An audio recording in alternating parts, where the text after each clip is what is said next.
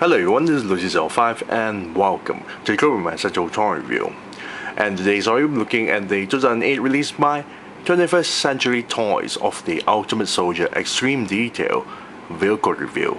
And today's vehicle review looking at the M48A3 Patton Tank of the US Vietnam era tank, of course.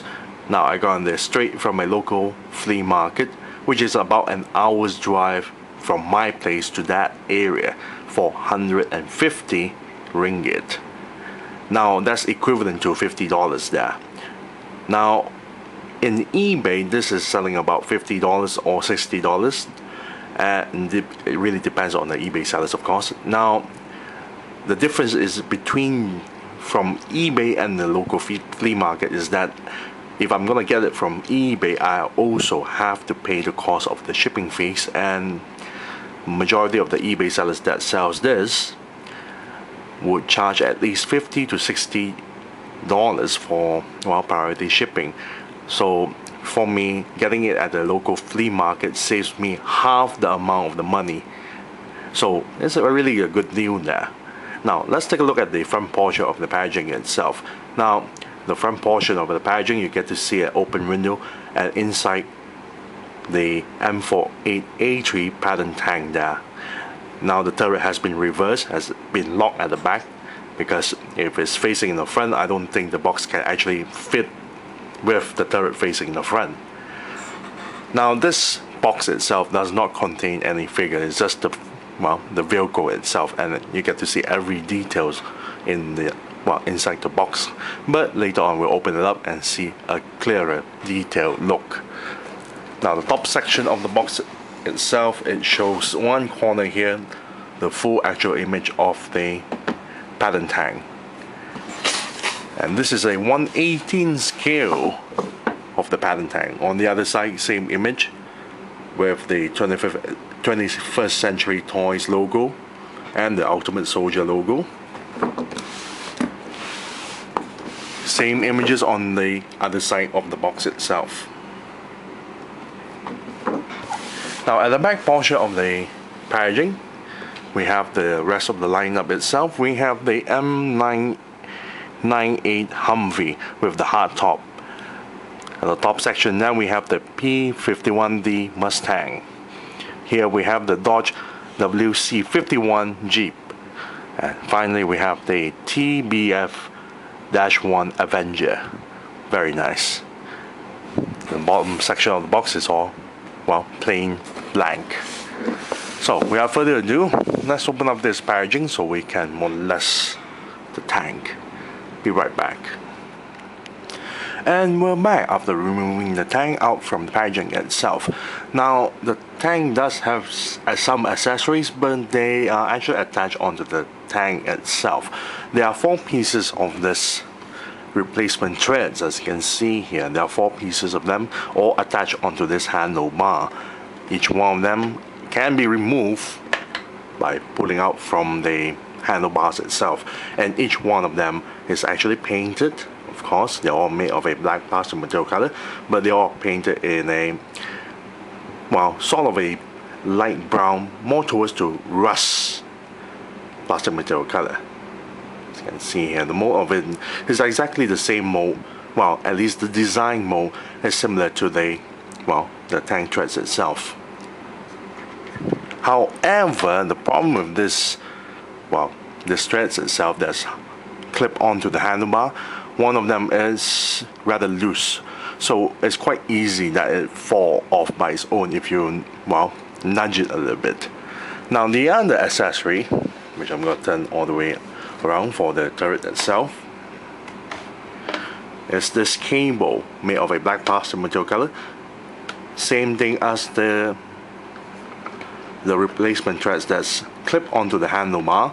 This one clipped onto the rack itself. Now the whole entire cable itself is made of a black plastic material color, and you get to see it's a very dull green paint job onto the straps itself, and you can sort of call it as an accessory. And the rest of the stuff is permanently attached onto the tank itself. And the final accessory, which you need to do a little bit of assembly, which you have to clip onto the heavy machine gun on the top onto this smaller turret. And that's about it. That's all the accessories there is. Now let's take a look at the vehicle's paint job. Now the entire vehicle itself, majority of the parts are not painted at all. They are all, well, jungle green plastic material color. There are some portions that's actually painted. Now let's take a look at the side. Here we have the tank treads itself, painted in a similar color as the replacement treads, made of a black plastic material color. Now what's nice about the paint job for the treads itself, as you can see here, there's actually a little bit of scratches. You get to see some metallic scratches there, very nicely done with the paint job. This is the front portion.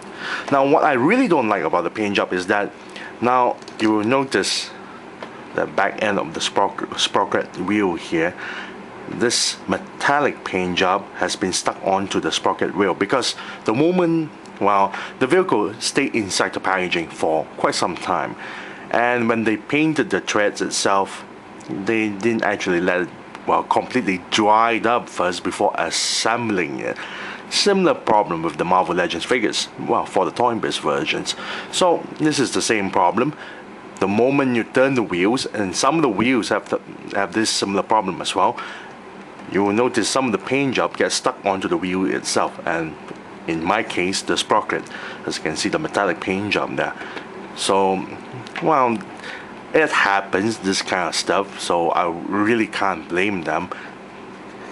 It's a hit and a miss anyway.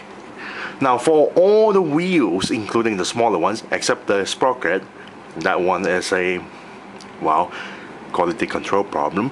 The rest of the wheels, the outside circular wheel itself are all painted in black. Despite the wheels are all made of a jungle green plastic material color, they are all painted in black on the outside of the section for the wheels itself, including the smaller ones. Now on the side of the tank itself, including the other side, it's also imprinted with USMC 421863. Sorry, it goes on the other side as well. The front portion of the tank, we have the headlights that is painted in silver and black paint job. The main turret here is painted in beige colors. This one is a little bit dull. This portion here is actually a bit more brighter. Now inside the spotlight itself, as you can see there, the entire spotlight itself, the content inside the spotlight, you can see the background itself is painted in silver. Very nice. Now you will notice the viewports here, and on the top, the viewports all over the small turrets and on the top are painted in black paint job.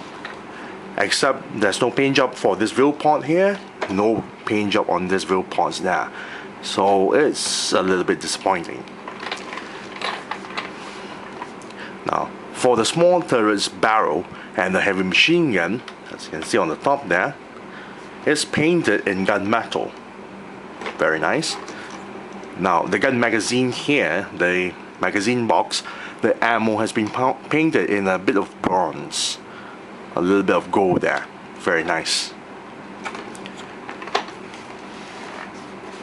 Now again, like the wheels itself, this is a spare wheel, and this wheel here is also painted the same way as, well, the wheels from the side of the tank. And the back portion here, the backpacks here are painted in a very dull colored, well, beige colors for the bags itself, the duffel bags, which is a little bit more dirtier. They actually, well, shaded it to make it look more dirtier. And that's about it with all the paint job. There is no real light paint job on the back, which is also a little bit disappointing as well.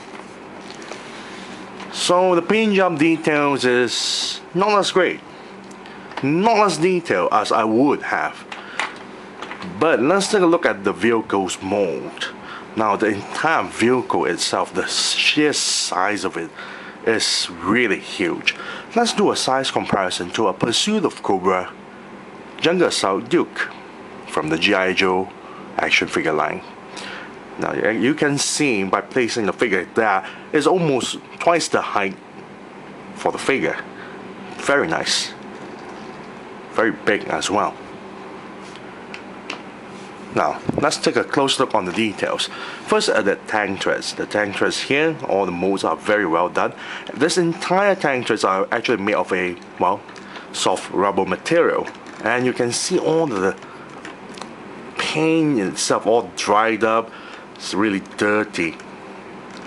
As you can see that I haven't actually cleaned it properly.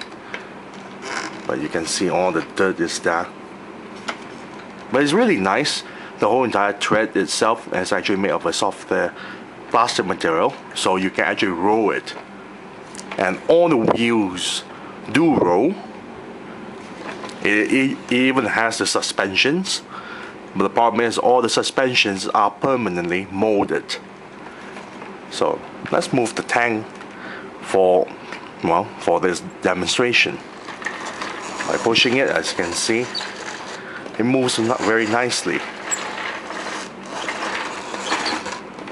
Very nice. I'm going to shake off the dirt itself. All the wheels move, including the smaller ones on the top as well. Very nice. Now, bottom section of the tank. As you can see here, this section is where you place a base stand, and you use the sort of like a key to lock it. Similar ones like the review for what I did for the Ultimate Soldier M4 Bradley tank of the infantry fighting vehicle, except for this packaging it doesn't come with the base stand. You get to see a little bit of details there as well. A very simple molded hatch, which is not really that detailed. A lot of holes for the screws. Let's take a look at the back portion of the tank.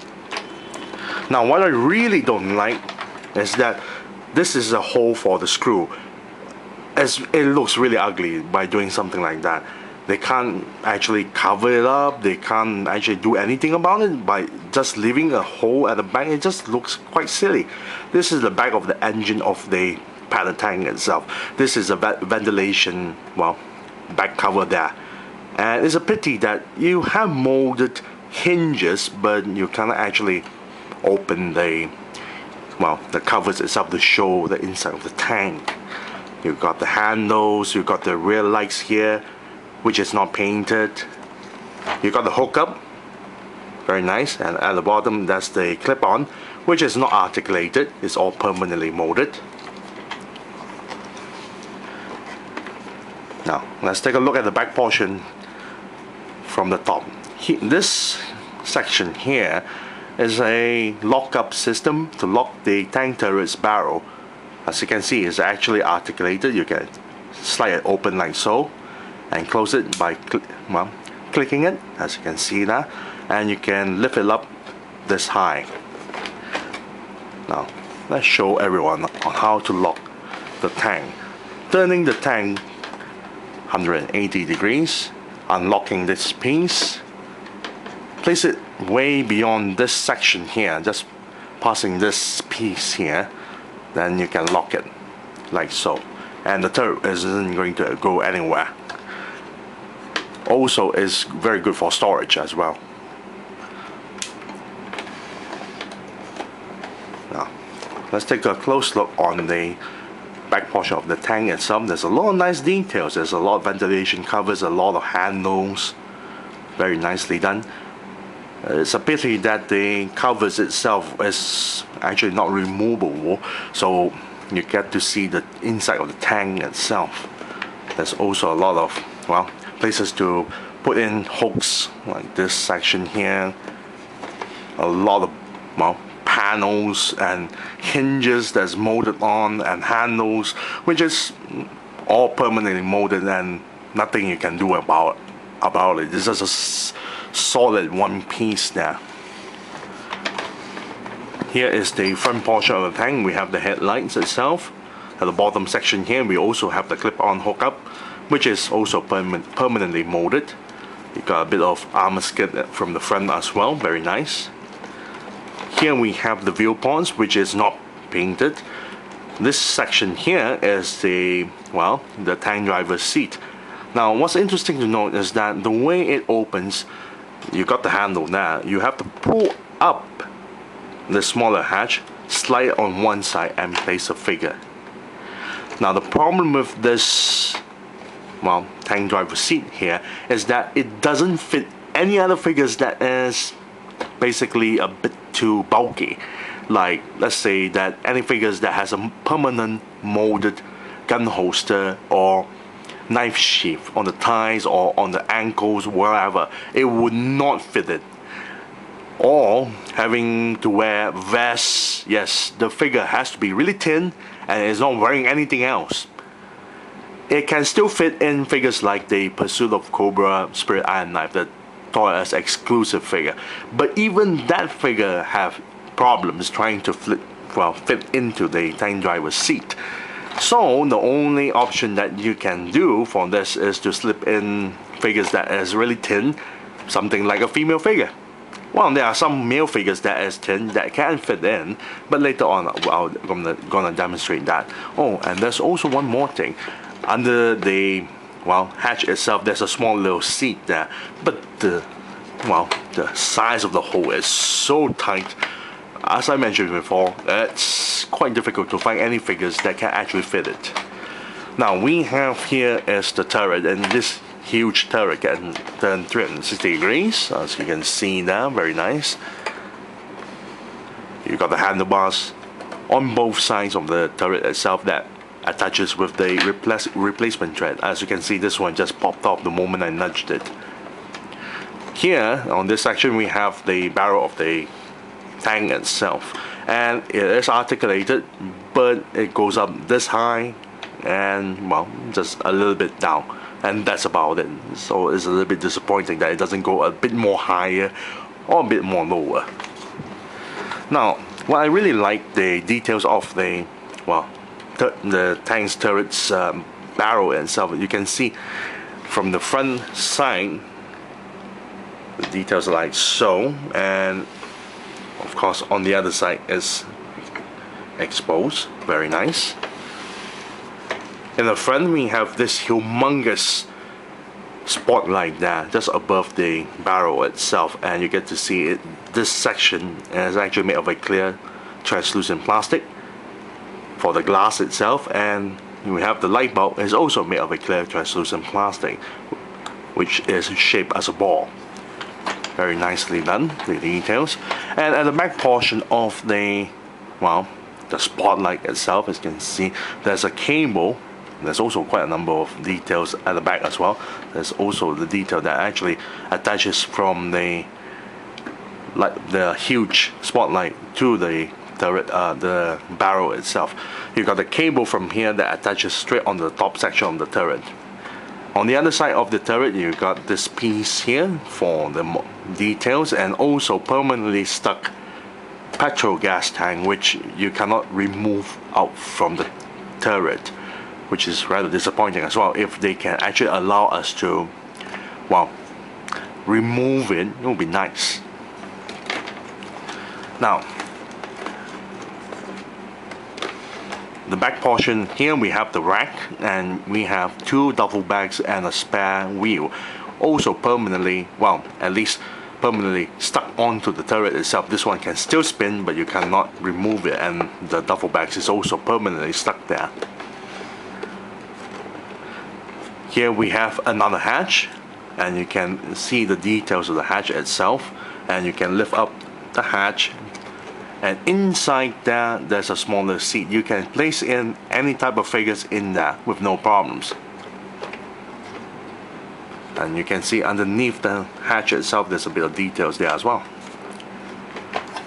We also have a couple of handles for the tank crew to climb about. We have the viewpoint, which is not painted, and we also have a small little turret with a smaller machine gun, which is articulated, that goes up this high and all the way down. For the heavy machine gun on the top there, it turns 360 degrees and can pivot up or down. Very nice. And this entire small little turret also swivels 360 degrees. Very nice. I really like the details on the small little turret. But what's really nice is that even the small little turret here, there's a smaller hatch and you can place in another figure, and you get to see there's also another small little seat there, but the figure has to stand on if you want him to man the machine gun. And no, the figure cannot actually fit all the way inside from this small little turret because half is, well, his shoulder is exposed. Very nicely done with all these details there. Very nice. So let's try to fit in all the figures into this tank. First, let's place in the tank driver, which is, I'm going to use a female figure. This is the Rise of Cobra Agent Helix. And you have to place the figure's legs straight. And make sure the joint is tight so it doesn't flail around the moment you try to put it in, because you want the figure, as you can see, the legs is bent, but make sure the knees are straight so you can slide in the figure like so. And as you can see, the figure doesn't sit all the way in. The head is still exposed. Unlike the M4 Bradley tank of the infantry fighting vehicle, you can actually store in the figure all the way inside and totally covering it with the hatch itself. But for the Patton tank, you can't do that, and the figure's head is exposed. And what's worse is that you can see it bangs onto the turret unless you have the figure, well, move the head a little bit forward like so. So we have the Agent Helix, well, on the driver's seat there. Let's place in another figure. Place in this section here, we'll have the Resolute beachhead from the G.I. Joe line as well. Let's pose him a little bit first.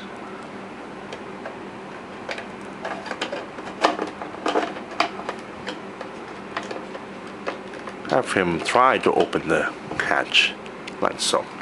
Very nice.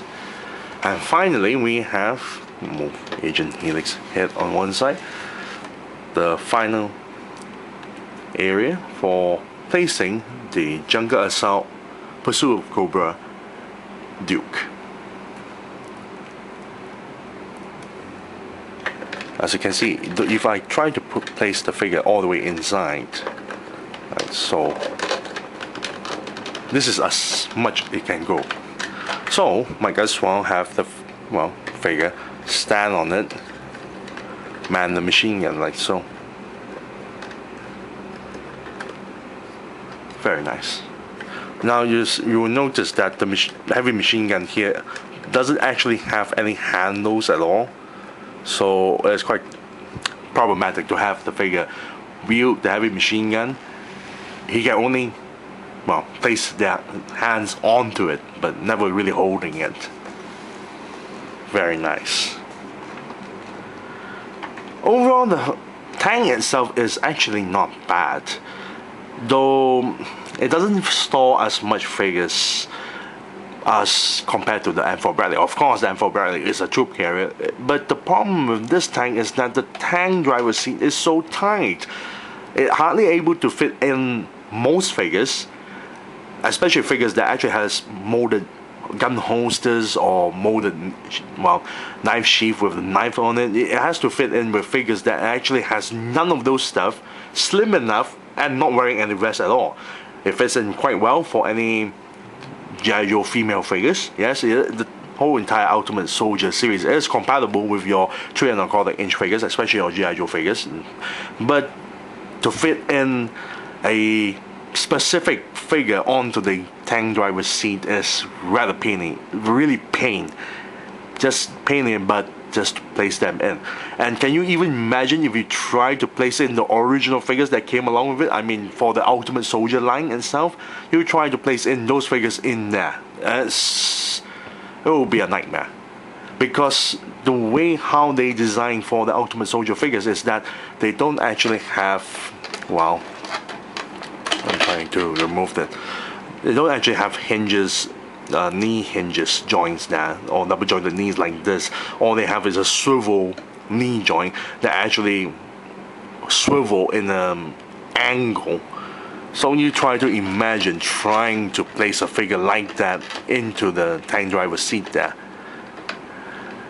Now the details are nice. Granted, it's actually not bad for the amount you're paying, as long you're not paying more than, well, you're not paying more than $50 for it, because frankly there's not too much amount of details. For $50, a tank like this, you wish that the engine cover can be removed just to see what's inside, right? And why do they even do this at the back portion of the engine? It's just beyond me. There's a huge gaping hole there. That's where the screw is. It just looks really ugly. Other than that, the tank is quite detailed. I really like the tank. The sheer size of it is really impressive. And you can, well, at least place 3 figures, and it fits in any 3¼ figures, military figures, especially your G.I. Joe figures, which is not bad. It rolls pretty well, I have to admit. But of course, the paint job on some certain areas that get stuck onto it, and a lot of dirt there is another problem. So if I'm gonna give a rating for this Patton tank, I'm gonna give it, well, I'll give it a nice 8 out of 10. Yes, despite with those kind of problems, but I'm being picky anyway. 8 out of 10 for the Patton tank. So this is the end of the review. I thank you all for watching. This is Lucy05, and I'm signing off.